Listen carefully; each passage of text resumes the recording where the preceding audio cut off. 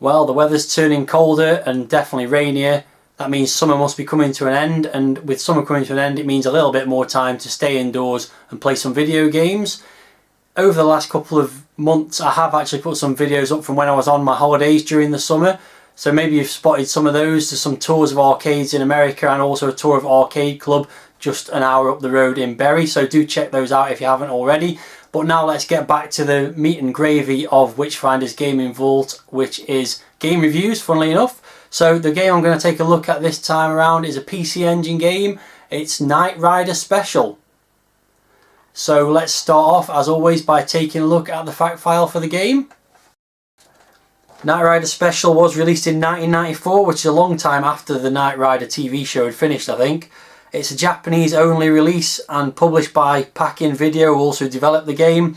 Price I paid for it, a mere £4.09 for a box copy, which seems to have been a bargain because the current going rate on eBay is around about £20 to £25 including shipping. So if I do decide to sell this game I should make a little bit of a profit on it. As with my last review, which was done several months ago, I'm setting a time limit of 10 minutes in order to play the game and see what I think about it. After that 10 minutes I will make that decision about whether to keep or sell. So let's take a little bit of a look at the packaging and then play the game. Let's take a quick look at the packaging then. Firstly, it's a normal HuCard packaging, so it's just like a CD jewel case. It has got that on the back, which has got the Knight Rider Special logo on it. Otherwise it's just a jewel case with a booklet, so let's take a look through that. We've got kit on the front of the booklet, of course, and the logo. Obviously it's all in Japanese for the most part. It does always bemuse me how they put certain words in English though, like index in this case.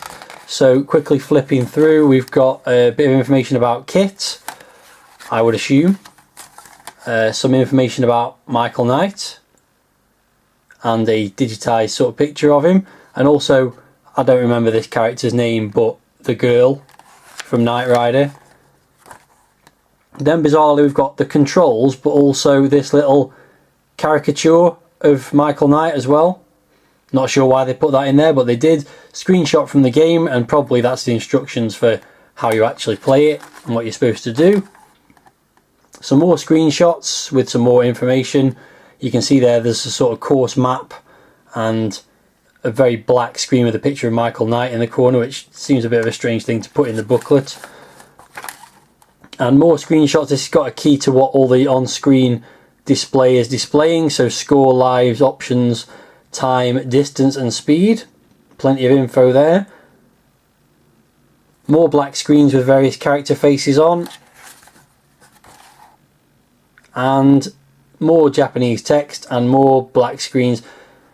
Something there that suggests you're able to back the game up if you've got the right kind of memory card, and another screen there which I'm not sure what that is, something to do with pages, and another screen. Basically I don't know what any of that stuff is, so let's just move on. There's a little bit here about the weapons that you can get in the game, which include machine gun, one side, laser and M-jam, whatever they all mean, and that's about it. We've just got the back cover, which has got another picture of kit and another picture of the Knight Rider Special logo.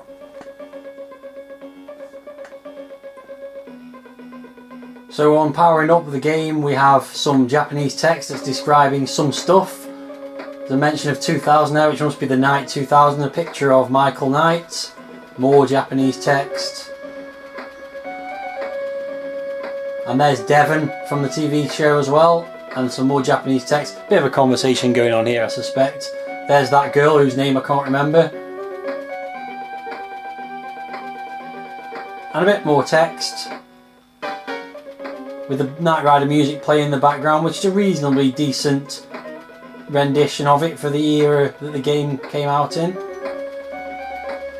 There sure is a lot of information being displayed. I have no idea what any of it is, but I imagine it's something like Devon saying to Michael Knight, you need to go and do some stuff, and that's what this game's all about. Anyway, I'm getting a bit bored of it now, so let's press the run button. So you get the title screen where the only options are start and continue. Quite a nice logo on there, nice picture of the Knight 2000 with the little red LEDs flashing backwards and forwards on the front of it, and it's gone into a demo mode now, which we don't want to worry about. I would love to skip this, but for some reason I can't. Let me get back to the start. Oh, well, this is a lot of information I wasn't expecting. Right, let's get back to this then. So there we go. What is going on here? Just get on with it. The only options are start and continue. I've only just powered it on, so I can't continue. So let's start. But first, let me set my timer going.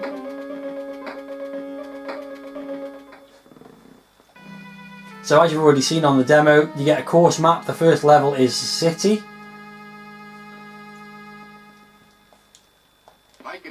And Kit says something to Michael Knight in Japanese. Probably something like, "Michael, let's go get him." Let's say that's what he said. And as you can see, as expected, it's a driving game. You're in the night 2000, you've got to drive to some sort of destination and do something. And movement is left and right on the D-pad, forward to accelerate, down to brake. You've also got the ability to fire machine guns from the night 2000, which is done with the 2 button. And then there's also the option with the 1 button to do a turbo boost, which sends you flying up in the air like that. And if you happen to go round a bend while you're up in the air, then you crash and hit some rocks, it would appear. So up on the top there on the score layout, we've got, oh dear, that's terrible. We've got a score, we've got the option which is machine gun. I believe if you get more options then you can use the select button to choose them, but I've only got machine gun at the moment, so we'll stick with that. There's also a timer, as you can see, as befits most arcade style racing games, but you've also got a life bar, so if you hit too many things or things hit you as you're driving along the track, then you actually can end up with a game over from losing health as well as the time, which is just an added complexity to the game. Let's do a nice big turbo boost again.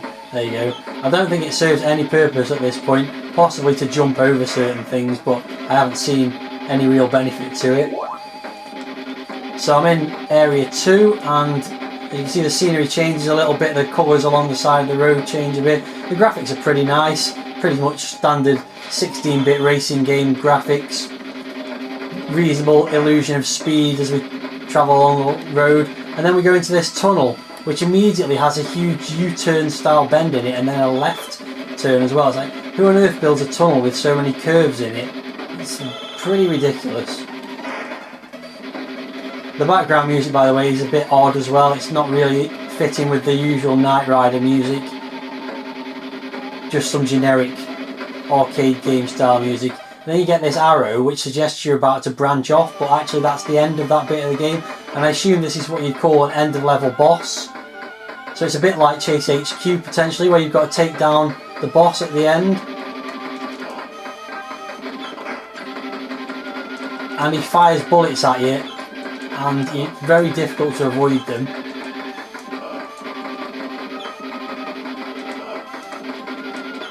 And he's killed me, and that's game over. So that was pretty bad. I should probably give it another go, as I've still got 6 minutes left to test the thing out. So Kit says something else to him at the end, which is probably something like, "Michael, you suck." So let's give it another go. You don't seem to be able to skip any of these sort of cutscene things either. You have to sit through them, annoyingly. Go get him, Michael.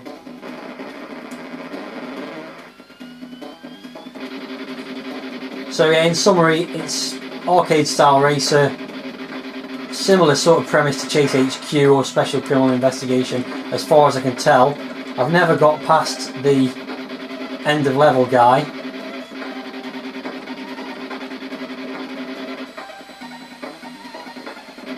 Let's see how I get on this time.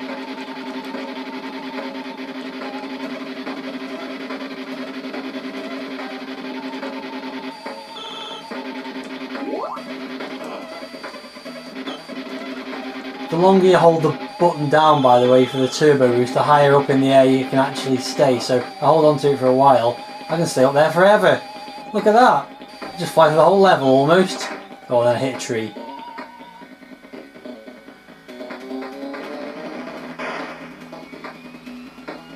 Not really fair for me to lose life when the car crashes in the back on me.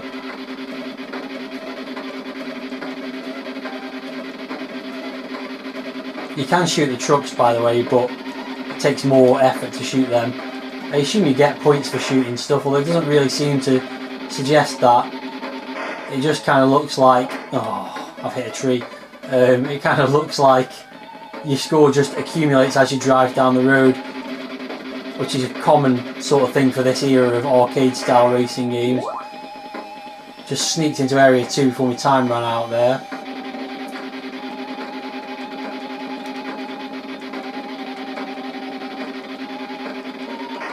Oh, no way.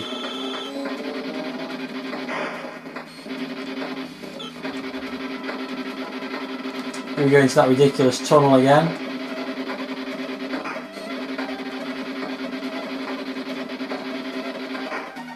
You can actually drive into the side of the tunnel to a certain extent as well, it seems. I might run out of time or life this time. I've only got 2 life blobs left. And time is looking very ropey here. Yeah, I think I'm going to run out of time. Just as I was about to get to the end of the level. Well, that's disappointing. One more try, and then I'll be out of time anyway. Frankly, it's not looking good for this game.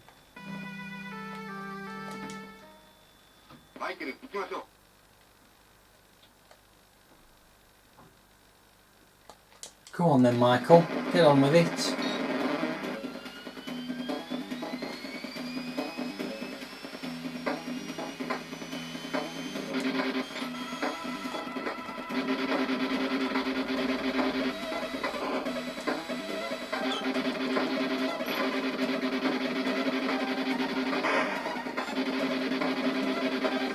Nice sunset style effect on the sky at certain points in the game, to be fair.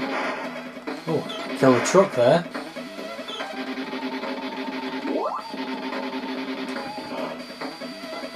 I'm not even sure the turbo boost really speeds you up. Oh.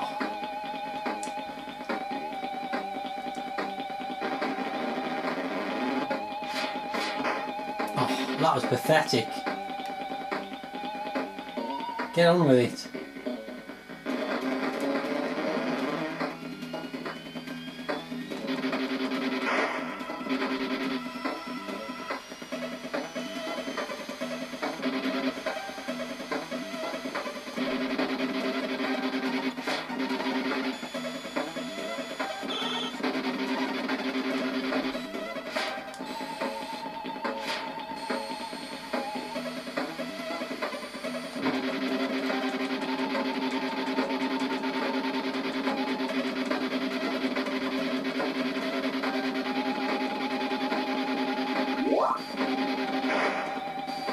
I definitely need to not make any mistakes on this level now. I've got virtually no life left. I might end up dead due to loss of life this time.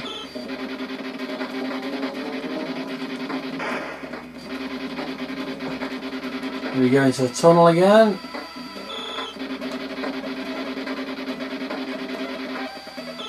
The ridiculous life bar, by the way, does get replenished when you get to the end of the level boss. Thankfully, because otherwise I'd be in real big trouble this time. Should make it this time, I think. I'm going to get killed in the meantime. Here we go. So let's have another go at this guy. Oh, well, that's a great start, isn't it? Run into a lamppost. You've only got like 25 seconds to kill this thing as well. I'm so close to the thing, I can't do anything about it.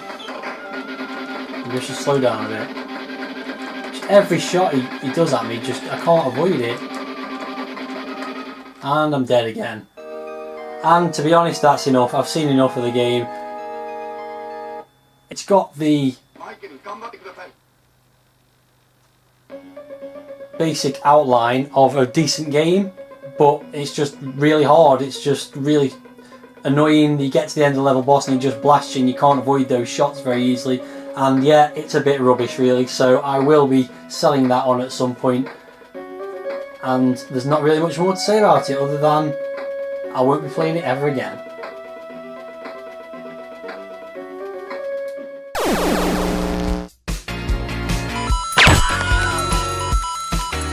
If you only knew the power dark side. 2, 1, 0.